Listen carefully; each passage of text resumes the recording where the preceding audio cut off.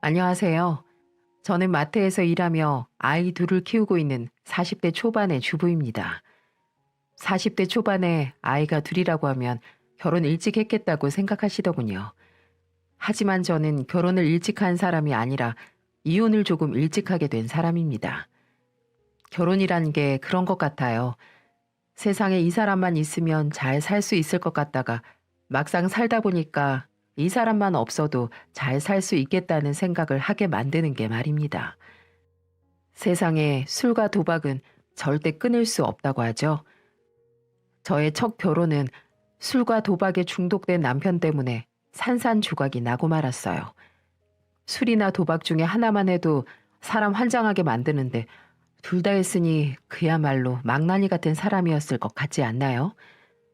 정신 차리고 살아도 살기 힘든 세상인데 매일같이 술 마시고 도박하는 남편 덕에 하루하루가 고통스러웠어요. 그래도 다행인 건 둘 사이에 아이가 없었다는 거였죠. 그래서 뒤도 안 돌아보고 이혼을 선택할 수 있었어요. 지긋지긋한 전 남편과 이혼하고 나니까 재혼 생각은 해본 적도 없었습니다. 혼자 살아도 살겠다 싶었거든요.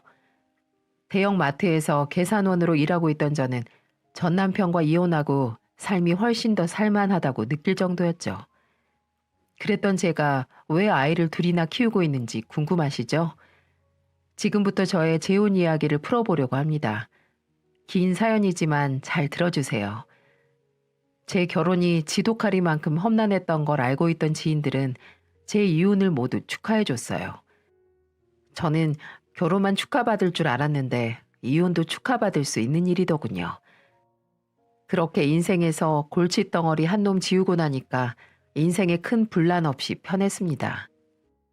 그러던 어느 날 몇 년을 혼자서 잘 지내던 제게 지인은 남자를 소개시켜주면서 말했어요. 저는 한산코 괜찮다고 거절했지만 나이 들면 아파서 누워있는 남편이라도 있어야 큰소리치고 사는 게 여자라고 말하더군요.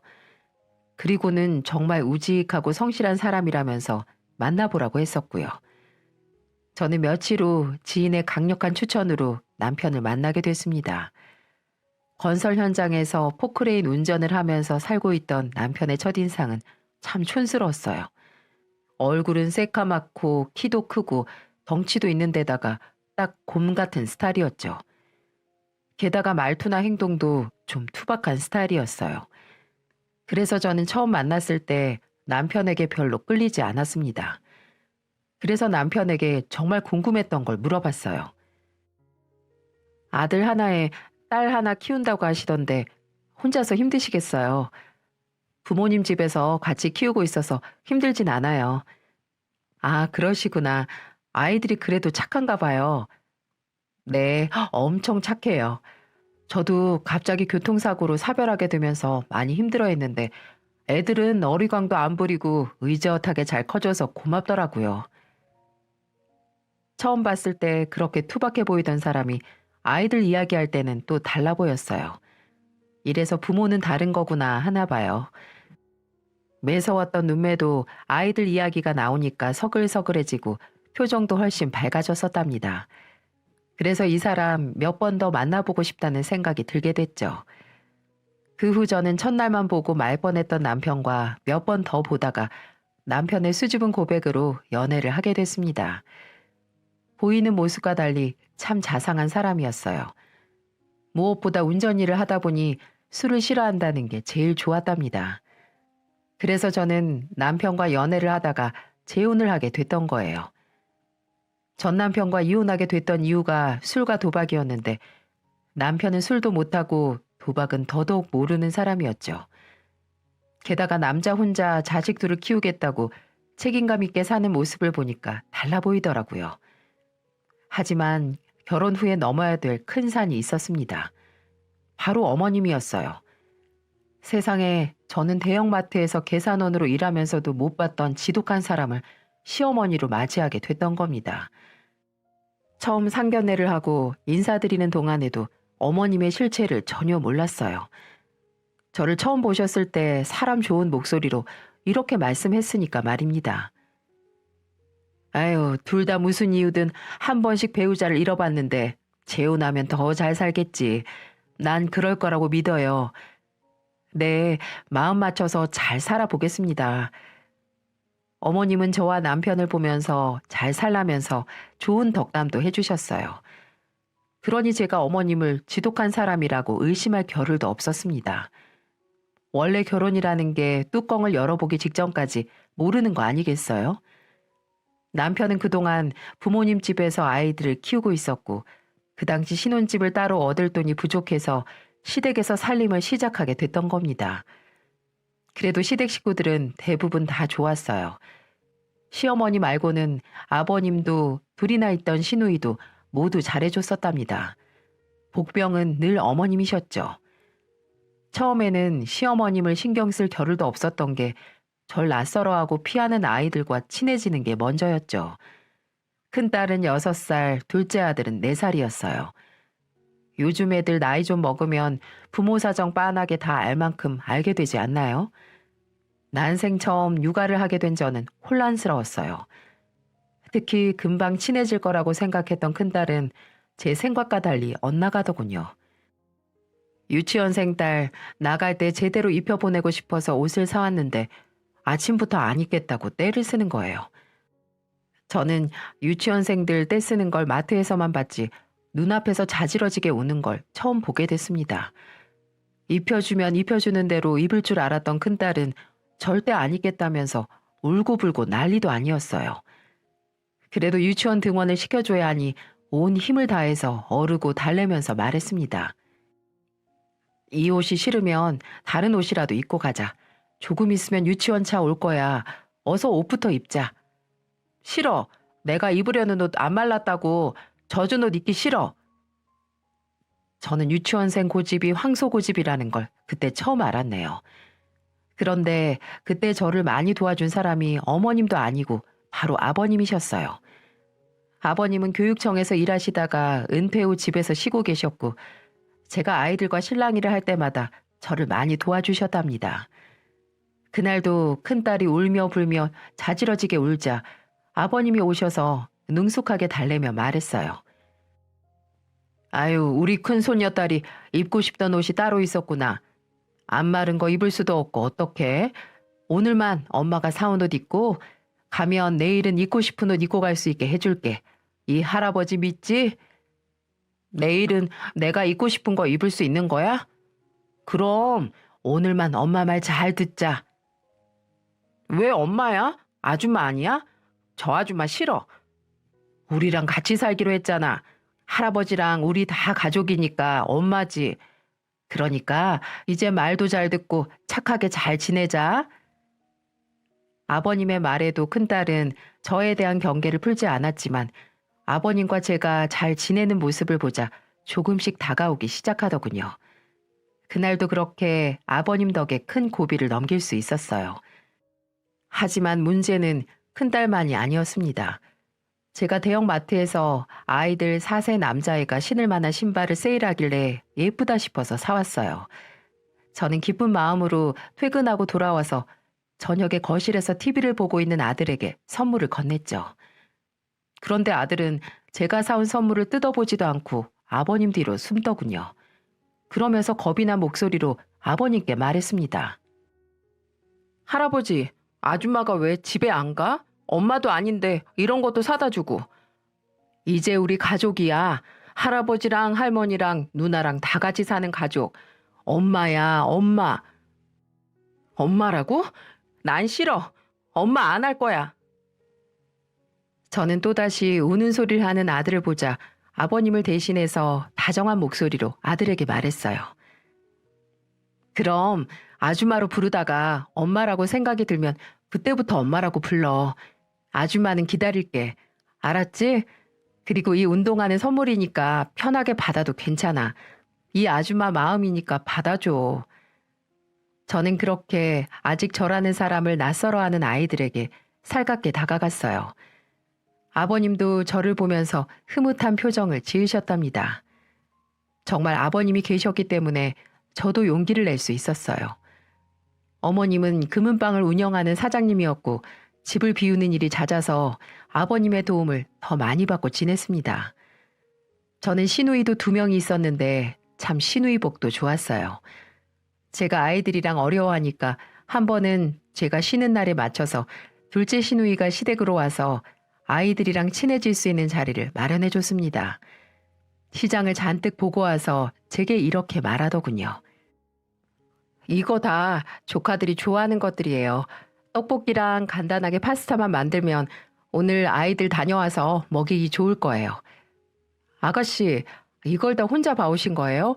아유, 저한테 시키셨으면 제가 어제 다 사왔을 텐데요. 애들이랑 친해지는 거 힘드실까봐 제가 좀 나서보려고요. 그동안 조카들 챙기면서 내공이 좀 생겨서 할 수 있어요. 아, 정말 고마워요. 안 그래도 제가 뭘 해줘야 되나 고민이 참 많았거든요. 그날 둘째 시누이가 사온 재료로 애들이 돌아오기 전까지 맛있는 걸 잔뜩 만들어둘 수 있었습니다. 남편도 건설 현장에 일하러 가면 일주일에 한 번 집에 오는 것도 힘들다 보니까 혼자서 아이들과 친해지는 건 힘들고 어려운 숙제 같았거든요. 그런데 이렇게 나서주는 시누이 덕에 저는 용기를 낼 수 있었습니다. 하지만 이 와중에도 저를 못마땅해 하던 사람은 어머님이셨어요. 시누이가 잠깐 화장실에 간 사이 어머님이 마침 집에 딱 돌아오셨는데 식탁을 보자 저를 노려보며 말씀하셨어요. 아니, 넌 이게 밥이냐? 애들 유치원 갔다가 오면 밥을 먹일 생각을 해야지. 떡볶이에 파스타에 쌀밥은 한 톨도 없네. 정신이 있는 거야, 없는 거야? 아니면 친자식 아니라고 벌써부터 티내는 거냐? 저는 갑자기 화를 내며 말씀하시는 어머님을 보자 당황할 수밖에 없었어요. 그리고는 포크를 들어서 제가 차려둔 음식을 뒤적이면서 지적을 하시는 겁니다. 저는 어머님의 행동과 막말에 당황했지만 침착한 목소리로 말했어요. 이거 애들 간식이에요. 그리고 저 한 번도 애들 제 자식 아니라고 생각한 적 없어요. 결혼한 순간부터 내 자식이다 생각하고 최선을 다하고 있는 거라고요. 최선 다하는 게 떡볶이면 넌 엄마 자격도 없는 거야. 애들 한창 클 나이에 잘 먹여야지. 고작 이런 걸 먹인다고? 이거 다 애들 입맛에 맞춘 거예요. 어머님 상 아니니까 걱정 마세요. 제가 어머님과 실랑이를 하고 있었는데 그때 마침 둘째 시누이가 딱 화장실에서 나왔습니다. 그리고는 제가 어머님과 말싸움을 하고 있자 가로막으면서 말했어요. 그동안 애들 데려다 놓고 상 한 번 제대로 챙겨준 적도 없으면서 왜 이제 와서 신경 써? 그냥 하던 대로 해. 애들이 뭘 입고 먹는지도 몰랐잖아. 아빠가 혼자서 다 했지. 넌 지금 객식구 앞에서 그게 할 소리야? 처음부터 제대로 잡고 가야 애들도 구박을 안 하지. 엄마가 신경 안 써도 새언니 충분히 잘하고 있어. 그리고 같이 산 지가 언젠데 객식구야? 제발 그 말 좀 신경 써서 할 수 없어?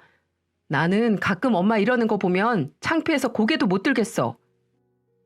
둘째 시누이는 어머님과 실랑이를 하다 결국 어머님을 모시고 나가버렸어요.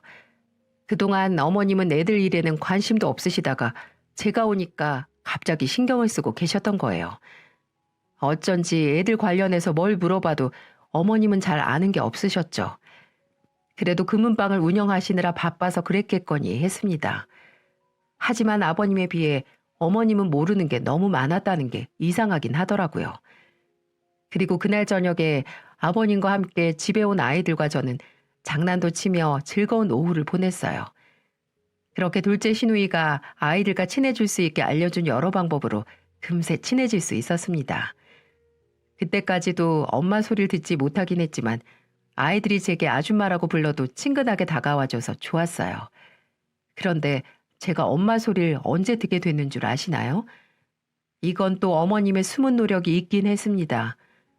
그날 제가 마트에서 퇴근하는 길에 아이들이 평소에 좋아하던 과자를 사왔던 때였어요. 그런데 제가 과자를 사서 들어오자 마침 집에 계시던 어머님이 제가 들고 있는 봉투를 보며 비아냥거리며 말씀하셨어요. 그놈의 과자는 아주 수준에 딱 맞게 논다더니 마트에서 일하니까 과자만 사오지? 쟤들 친엄마는 애들 그렇게 안 키웠다. 어머님, 아이들 양육 문제는 제가 제 방법대로 할게요. 그런 비교는 하지 말아주세요. 각자 방식이 있는 거잖아요. 그리고 저 과자만 먹이는 거 아니고요. 애들 간식, 저녁, 영양제 다 알아서 잘 챙기고 있어요. 그래도 이게 말끝마다 말대답이네. 애도 안 낳아본 여자가 뭘 안다고 큰 소리야? 너 뱃속에 애 품어보고 하는 소리냐? 임신해본 적 없으면 내가 하는 말 잘 듣기나 해. 그러면서 제 손에 들려있던 과자를 뺏어서 베란다로 던지시는 겁니다. 너무 황당하고 기가 막혔어요. 그런데 그때 아버님이 아이들과 집에 들어오다가 어머님이 과자를 베란다로 던지는 걸 목격하게 됐습니다. 혹시나 아이들이 보고 상처받을까봐 걱정하면서 안절부절 못하고 있었어요. 그런데 큰딸이 갑자기 어머님께 이렇게 말하더군요. 할머니, 왜 우리 엄마한테 화내요? 저 과자 내가 좋아하는 건데 왜 버려요? 오늘 사다 준다고 약속해서 약속 지킨 건데 할머니가 왜 버려요? 저는 그날 어머님이 제게 했던 막말도 싹 잊혀질 만큼 큰딸이 해준 엄마 소리가 가장 와닿았어요. 그리고 막내 아들도 큰딸이 울면서 할머니께 화를 내자 똑같이 어머니께 달려들며 화를 냈습니다. 우리 엄마예요. 왜 화내요? 저 과자 우리 건데 왜 다 던져요? 할머니는 저런 거 사준 적도 없잖아요. 세상에서 엄마라는 말을 해보기만 했지 들어본 적은 처음이라 전 아직도 이 날이 생생하네요. 어머님의 행동도 다 잊혀질 만큼 강렬한 기억이었죠. 이래서 아무리 힘들어도 아이들 키우면서 사는구나. 다른 부모들의 마음도 이해할 수 있었고요. 아버님은 고사리 같은 손으로 어머님의 다리를 치며 우는 아이들을 달래셨고 어머님은 화가 안 풀렸는지 집 밖으로 나가버리셨습니다. 저는 그렇게 어머님의 뜻밖의 행동 덕분에 저는 아이들에게 엄마 소리를 들을 수 있었어요. 그 후로 아이들은 제게 엄마 소리를 자연스럽게 했답니다. 긴 출장을 끝내고 집에 돌아온 남편은 제게 놀란 목소리로 말했어요. 애들이 당신을 참 잘 따른다. 그동안 수고 많았을 텐데 내가 옆에 오래 못 있어줘서 미안해. 아니야. 아버님이랑 아가씨들이 도와줘서 금방 친해졌어. 남편도 제가 아이들과 잘 지내는 모습을 보자 일에 더 집중할 수 있겠다며 안심했어요. 항상 출장이 길어서 집 걱정을 많이 했던 남편인데 이제 한시름 덜었다 싶었어요. 하지만 문제는 어머님이었습니다. 제가 아이들과 친해진 후부터 저를 더 못살게 구셨거든요. 그때는 어머님 눈에 띄는 모든 게 어머니께 타박거리였죠. 한 번은 어머님이 아파서 금은방 문도 못 열었을 때였어요. 저는 걱정스러운 마음에 재료를 사다가 죽을 만들어서 드렸죠. 그런데 어머님은 제가 해온 죽을 엎어버리면서 말하더군요. 나 마트에서 사온 거 안 먹어. 아파 죽겠다는 사람한테 마트에서 사온 걸 먹으라고? 이거 재료 사다가 제가 직접 만든 거예요. 그럼 마트에서 재료를 안 사면 어디서 사요? 요즘 백화점 밑에도 신선 코너 있는 거 모르냐?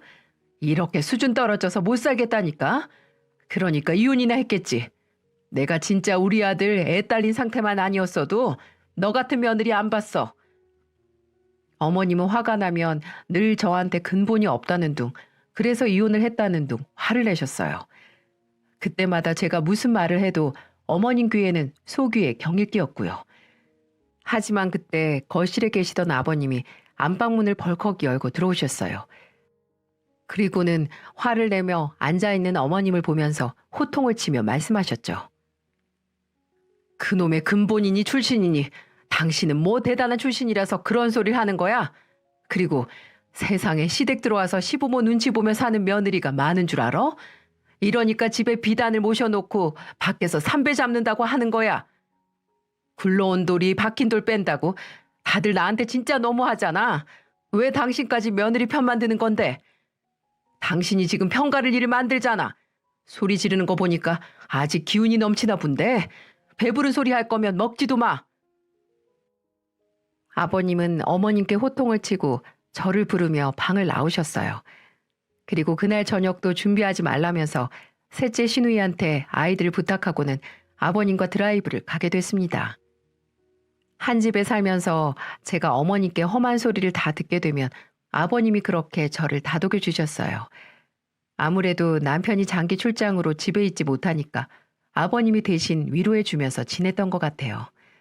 그래서 그날도 아버님과 드라이브를 하고 커피도 한잔하면서 허심탄회하게 속마음을 털어놓게 됐죠. 아버님은 저를 보면서 이런 말도 하셨습니다.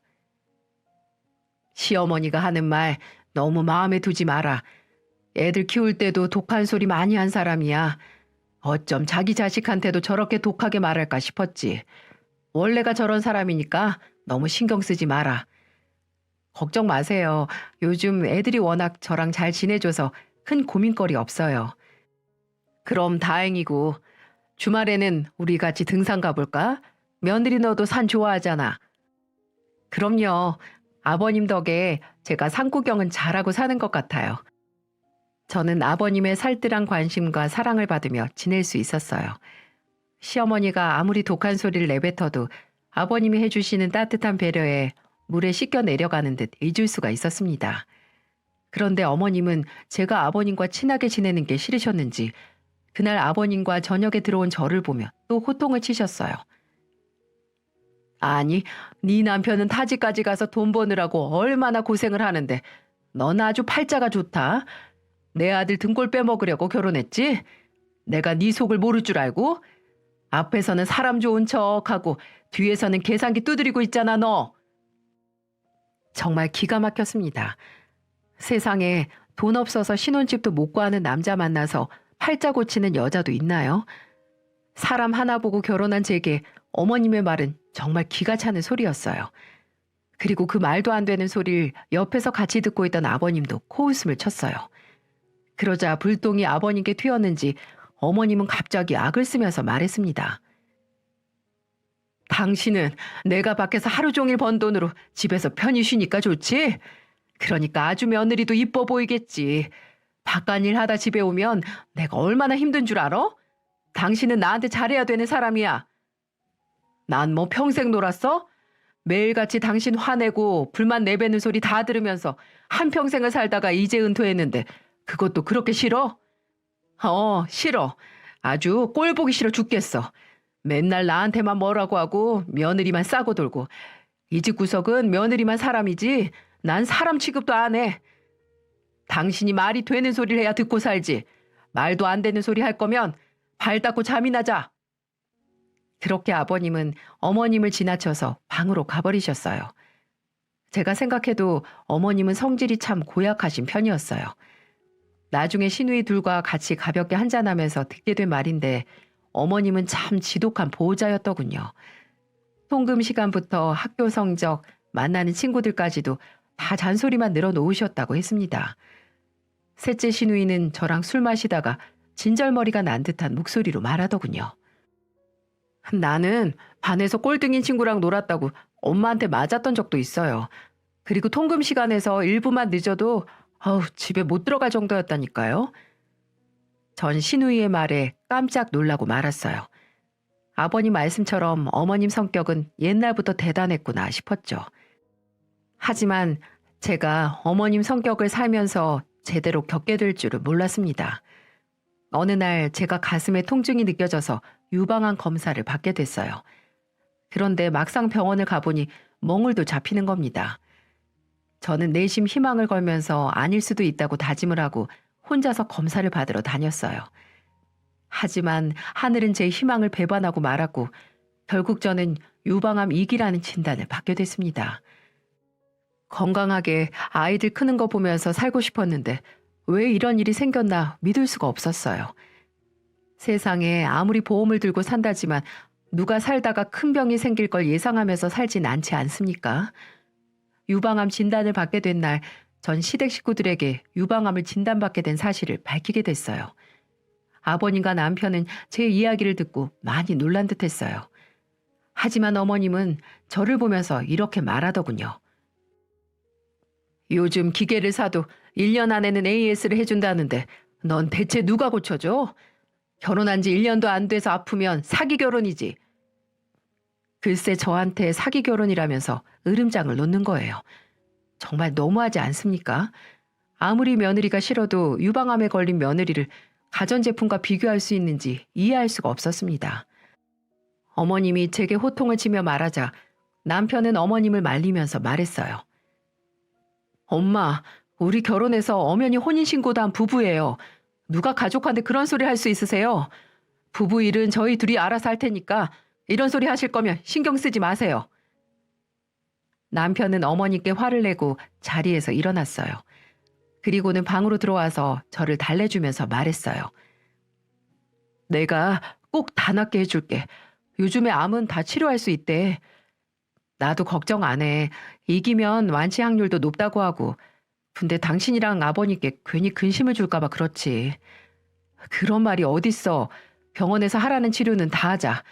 당신 그러면 금방 건강해질 거야. 저는 남편의 따뜻한 말 덕분에 안심할 수 있었어요. 전부인과 사별했던 남편의 아픔을 제가 괜히 또 들쑤시는 건 아닐까 걱정이 많았죠. 하지만 의연한 남편의 태도를 보자 저는 안심하고 치료에만 집중할 수 있었답니다. 하지만 어머님은 제 생각과 많이 달랐어요. 아주 저를 집안에 붙은 악귀처럼 취급하셨거든요. 남편이 타 지역에서 일할 때 저는 병원을 다니며 치료를 받고 있었어요. 그러다 2주일 만에 집에 돌아온 남편을 붙들고 어머님은 심각한 목소리로 말씀하셨어요. 아무래도 며느리 바람난 거 아니냐? 무슨 병원을 저렇게 자주 가? 그리고 같이 산 지 얼마나 됐다고 치료비도 도와줘? 그냥 알아서 고치고 오라고 해. 나사 하나 빠진 물건 모타로 데리고 사느라고 등골 빠지게 고생하는 건데. 제발 그만 좀 하시라니까요. 그런 말씀만 하시니까 제가 엄마랑 상의하기가 싫은 거예요. 그리고 며느리가 무슨 물건이에요? 병원에 치료받으러 가는 사람한테 이상한 오해만 하시고 그럴 거면 그냥 저희 애들 데리고 집에서 나갈게요. 어머님은 남편한테 제가 병원을 자주 간다며 바람난 거 아니냐는 소리까지 했다네요. 그리고 남편은 어머님이 오랜만에 본 자기를 붙들고 저런 소리를 하니까 혹시나 저한테도 막말을 퍼부을까 봐 저를 불러서 이렇게 말했습니다. 어머니가 혹시 무슨 말 해도 신경 쓰지 말고 꼭 나한테 전화해. 타 지역까지 가서 일하는 남편 신경 쓸 일 만들지 말라고 제게 신신당부를 하던 어머님은 스스로 직접 남편한테 걱정거리만 하나 더 만든 꼴이었어요. 그래놓고 남편이 집에서 나가겠다고 하면 말리면서 사과를 하시는 게 어머님이셨죠. 남편까지 어머님 편을 안 들어주니까 어머님은 집안에서 소외된다고 생각하셨나 봐요. 집에서 저만 보면 귀신 취급을 하더군요. 제가 정말 뭐라도 훔쳐간 사람처럼 죄인 취급을 했어요. 애들이랑 저녁을 먹고 있던 저를 보면서 이런 말까지 하셨답니다. 너는 밥이 목구멍으로 넘어가? 돈 잡아먹는 귀신 같아서 꼴 보기도 싫다. 할머니, 우리 엄마한테 귀신이라고 하지 마세요. 큰딸은 어머님이 제게 돈 잡아먹는 귀신이라고 할 때마다 어머님께 화를 냈어요. 아이들도 어머님을 말릴 정도면 그 말이 얼마나 심했는 줄 아시겠나요? 정말 건강한 사람도 저희 어머님과 잠깐만 지내면 아마 없던 병도 생길 지경이었습니다. 그래도 아이들이 엄마한테 그러지 말라고 화를 내주니까 좋긴 하더라고요. 하지만 이게 더 어머님을 자극하고 말았던 겁니다. 점점 더 가족들로부터 소외된다고 생각하셨던 어머님은 절 따로 불러서 더 황당한 소리를 하셨어요. 글쎄 저를 불러서 방으로 가보니까 어머님은 제게 심각한 목소리로 말씀하셨어요. 내가 1,000만 원 줄 테니까 먹고 떨어져. 너 아주 팔자부터 뒤틀린 애였더라. 어머님이 저만 보면 타박하시는데 제 팔자가 고울 리가 있겠어요? 저 말하는 것 좀 봐. 내가 용한 무당 찾아가서 너를 좀 봤더니 너 우리 아들 잡아먹을 팔자래. 네가 살면 내 아들이 죽는다고. 그러니까 살아도 죽어도 이 집에서 나가라고. 아주 꼴 보기 싫으니까. 아니요. 전 살아도 죽어도 제가 알아서 스스로 결정할 테니까 더 이상 저한테 나가라 마라 하지 말아주세요. 저는 어머님의 말에 충격을 받긴 했지만 애써 침착하게 말하고 나와버렸어요. 아무리 미신이라지만 제가 살면 남편이 죽는다니 괜히 불안하기까지 하더군요. 치료하면 충분히 나을 수 있는 병인데도 어머님의 유난스러운 반응에 나날이 스트레스가 심해져만 갔어요. 그날 결국 아버님과 밖에서 따로 술을 한잔하게 됐습니다. 남편도 집에 없고 어머님께 저런 소리까지 들었는데 어떻게 집에 있을 수 있었겠어요? 그래서 결국 아버님과 따로 밖에서 저녁을 하게 됐죠. 그리고 아버님과 술을 한잔하면서 속에 있던 말을 털어놓게 됐습니다. 아버님, 제가 시집 오자마자 아파서 죄송해요. 세상에 그런 소리가 어딨어. 사람 아프고 말고 문제는 하늘에 정해진 거지. 네 시어머니 말 신경 쓰지 마라. 마음에 담지도 말고. 아버님의 말에 조금 힘이 나긴 하더라고요. 하지만 어머님의 뜻이 너무 완강했고 애들 앞에서 매번 싸우는 모습만 보여주게 되니까 그것도 참 걱정이더군요.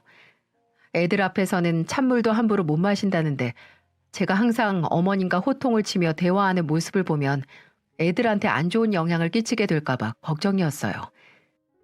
그래서 저는 아버님께 결국 그날 어머님한테 들었던 소리를 내뱉고 말았습니다. 아버님, 그런데 제가 살면 남편이 죽는데요. 그래서 제가 죽어도 살아도 집을 나가야 한다고 하는데 어떡해요? 저 원래 이런 거 믿는 사람 아닌데도 제 심장이 덜컥 내려앉아요. 뭐야? 그런 소리를 했단 말이야? 그 무당을 또 찾아가? 내가 이놈의 여편네를 그냥... 아버님은 저와 술을 마시다 말고 무당이라는 말에 화가 잔뜩 나서 집으로 달려가셨어요.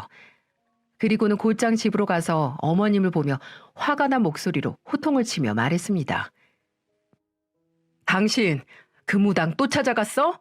대체 또 얼마나 쓴 거야? 이번에는 돈 얼마 안 썼어. 그냥 며느리가 우리 아들 잡아먹는다고 내쫓으라고 그 말만 듣고 온 거야. 한 번만 더 그 선무당 찾아가기만 해. 그렇게 당하고도 거길 또 찾아가? 작년에도 그 집에 수백만 원 쓰고도 그 사람 말대로 된 적이 있어? 이번엔 맞을 수도 있잖아. 일단 진정해봐. 당신 그 말도 안 되는 소리 듣고 살 거면 당신이 이 집에서 나가. 아버님은 어머님께 호통을 치며 경고를 하셨어요. 알고 보니까 어머님은 집안에 일이 있을 때마다 무당을 찾아갔었는데 갈 때마다 수백만 원을 쓰고 계셨고 게다가 한 번도 맞았던 적이 없었던 거죠. 그런데 이 와중에 또 무당을 찾아갔다고 하니까 아버님은 화가 잔뜩 나셨던 거예요. 그래도 어머님 뵙고 온 무당이 선무당이라는 말을 듣고 나니까 마음이 좀 놓이긴 하더군요. 그날 아버님은 어머님께 저한테 함부로 하지 말라고 강하게 말씀하셨어요. 아버님이 워낙 화가 잔뜩 나셔서 그런지 어머님도 수긍하는 듯 했습니다. 하지만 어머님과 제 싸움에 종지부를 찍었던 사건은 따로 있었어요. 한 차례 아버님과 어머님 사이에 큰 분란을 겪고도 또 사건이 있었다니 놀랍지 않으신가요? 저는 병원 치료하러 다니면서 별다르게 힘든 일은 없었어요. 하지만 어머님은 제가 제 발로 나가길 바라는 사람처럼 살림살이로 저를 괴롭히셨어요. 그 중에 하나가 밥 차리라고 시키는 일이었어요. 그런데 제가 병원 검진 일정과 여러 번 어긋나서 어머님 밥상을 제대로 차렸던 적은 없었습니다. 제가 병원을 가면 시누이가 아이들 밥을 챙겨주거나 했어요. 그래서 어머님도 시누이 차린 밥상을 같이 먹으며 지냈죠. 하지만 이게 그렇게 싫으셨나 봐요. 한 번은 생각보다 치료가 일찍 끝나서 집에 오게 됐는데 어머님과 딱 마주친 겁니다. 그런데 저를 보자마자 먹잇감을 발견한 하이에나처럼 어머님은 눈을 뒤집으며 말씀하셨어요. 너 지금 너 살자고 내 밥은 뒷전이냐? 난 굶어 죽어도 된다는 거야 뭐야? 내가 너 때문에 내 명예 못 살겠다. 어머님, 전 어머님 때문에 내일 당장 죽을 것 같아요. 대체 저한테 왜 이렇게까지 하세요? 아이고 성격 나오네. 거봐라. 가족들 다 꼬셔서 자기 편 만들고 나니까 난 아예 눈에도 뵈지도 않고 우습지? 이래서 며느리를 잘 들여야 된다는 거야. 당장 밥 차려. 밥통에 있는 밥 말고 압력밥솥 꺼내서 밥 새로 지어. 어머님이 하세요. 저 꼴도 보기 싫으신데 왜 밥상을 제 밥상 받으려고 하세요? 제가 끝까지 어머님께 말하자 어머님은 화가 나셨는지 손을 들어서 제 뺨을 내리치신 겁니다. 너무 순식간에 벌어진 일이라 저도 너무 놀라고 말았어요. 지금 저 때리신 거예요? 제가 언제까지 당하고 있어야 되는 거예요? 라고 말하면서 옆에 있던 물을 어머님께 뿌려버렸어요. 그리고 그때 마침 집에 들어오신 아버님과 방에서 쿵 소리를 듣고 나온 시누이와 아이들은 너무 놀라고 말았어요. 결국 어머님이 저를 치는 모습과 제가 물을 뿌리는 모습을 모두 보고 만 겁니다. 이 상황에 어머님은 입이 두 개라도 할 말이 없어야 하는 거 아닌가요? 둘째 시누이는 아이들과 방에서 소란스럽길래 안 나오려다가 내리치는 소리를 듣고 나왔다고 했어요. 그리고는 눈으로 본 광경이 제가 맞는 걸 보자 시누이는 어머님께 악을 쓰며 말하더군요. 엄마, 세상에 나이 든 딸을 이렇게 치는 부모도 없는데 누가 며느리를 때려? 얘가 먼저 버르장머리 없이 내 밥상도 안 차리고 지 병원부터 갔다니까? 위아래도 없이. 그럼 아픈 사람이 치료를 해야지 엄마 밥상을 왜 차려? 제발 좀 새언니한테 그런 짓 좀 하지 말라니까. 아이들은 울고불고 난리가 났고 할머니가 엄마를 때렸다면서 어머니께 달려들었어요. 어머님은 당황스러운 상황에 안절부절 못하셨고 그때 아버님은 어머님을 보면서 말했습니다. 당신, 내가 한 번만 더 그러면 집에서 나가라고 했지? 당신 짐 싸. 아예 지금 나가. 그렇게 꼴도 보기 싫은데 한 지붕에서 어떻게 살아? 절이 싫으면 중이 나가야지. 여보, 잘못했어요. 내 말 좀 들어봐. 나도 억울하다니까. 뭐가 억울해서 사람을 때려? 며느리도 남의 집 귀한 딸이야. 아픈데 애들 챙기면서 사는 것도 기특한 사람을 당신이 무슨 자격으로 함부로 하는 거야? 아버님은 정말로 안방에서 어머님 짐을 챙기면서 말을 하셨어요. 그리고 어머님은 그런 아버님께 매달리면서 한참을 빌었습니다. 저는 얼얼해진 뺨을 부여잡고 자리에서 일어났고 아이들은 저한테 와서 저를 안아주면서 말했어요. 큰딸은 제 뺨을 만지며 말하더군요. 엄마, 볼 많이 아파요? 내가 다음에는 할머니가 절대 괴롭히지 못하게 막아줄게요. 아니야, 엄마 괜찮아. 우리 딸이 이렇게 손으로 만져주니까 다 나았어. 제가 이렇게 말하자 아들도 고사리 같은 작은 손으로 제 뺨을 어루만져줬어요. 정말 그 어떤 명의보다 더 완벽한 치료였습니다. 정말로 부어올랐던 뺨이 괜찮아진 기분이 들었거든요. 저는 아이들을 안고 남몰래 눈물을 훔쳤습니다. 그 와중에도 어머님과 아버님은 실랑이 중이셨어요. 그러다 결국 아버님은 어머님 앞에 짐가방을 내려놓고 말했습니다. 당신 가게 집 다 뺏기기 싫으면 오늘부터 찍소리 말고 지내. 알았어? 한 번만 더 며느리 잡는 소리 들리면 이 짐가방 들고 그대로 나가는 줄 알아. 이제 정말 안 그럴게. 정말이야. 어머님은 아버님의 호통에 울며불며 말했어요. 그리고 둘째 시누이도 한마디 거들며 말하더군요. 내가 생각해도 엄마 진짜 너무했어. 난 딸이라서 그렇게 막 했다고 쳐. 그런데 세상에 며느리는 무슨 죄야? 제발 오빠 생각해서라도 엄마가 자중 좀 해. 애들도 있는데 창피하지도 않아? 시누이도 그동안 어머님의 행동에 답답했는지 한 소리하고 말았네요. 어머님은 알겠다고 눈물을 흘리면서 제게 사과까지 했습니다. 뒤늦게 모든 사실을 알게 된 남편은 제게 무릎을 꿇고 사과를 했어요. 저는 남편에게 괜찮다며 말했고 이 사건 이후로 어머님은 제게 살갑게 대해주셨어요. 그런데도 한 번 싸운 게 있으니까 조금 불편하더군요. 하지만 어머님 나름대로 제게 잘해주려고 노력하시는 것 같았습니다. 제가 병원 가는 날은 제게 이런 말도 하셨어요. 오늘 병원 간다고 했지? 내가 애들 보고 밥도 먹이고 있을 테니까 병원 갔다가 친구라도 만나고 와. 걱정 말고. 네, 어머님 감사해요. 세상에 이런 갑작스러운 변화에 어안이 다 벙벙하더라고요. 그래도 잘 대해주시니까 집안 분위기가 달라지긴 했습니다. 하지만 아버님은 저와 남편을 따로 불러서 이런 말씀을 하셨어요. 내가 돈 보태줄 테니까 애들이랑 나가서 너희 살림 차리고 살아. 내가 진작에 해줬어야 했는데 미안하구나. 아니에요. 그래도 아버님 덕에 애들이랑도 금방 친해질 수 있었어요. 잘 살게요, 아버님. 저는 아버님께 감사하다고 말씀드렸고 저와 남편은 아버님의 배려로 독립을 할 수 있었습니다. 요즘에는 어머님이 새로 독립한 집으로 반찬도 해서 보내주세요. 이게 믿겨지시나요? 저는 시댁에서 같이 지낼 때 있던 일이 꿈인가 싶을 정도로 요즘 너무 잘 지내고 있답니다. 병원도 꾸준히 다니면서 거의 완치에 가까운 경과도 보였어요. 이제는 정말 좋은 일만 가득할 것 같지 않습니까? 얼마 전에는 큰딸 유치원도 다녀오고 부모로서 할 일도 성실하게 하고 있어요. 그리고 다시 마트로 출근도 하면서 예전의 일상으로 대부분 돌아갔답니다. 한번 크게 싸우고 바닥을 보일 정도로 싸우고 나니까 오히려 나은 점도 있네요. 다들 할 말 속에만 쌓아두지 마시고 모두 다 하면서 살았으면 좋겠습니다. 속병만큼 지독한 병도 없으니까요. 모두들 가족들과 행복한 시간만 만드시길 바라겠습니다.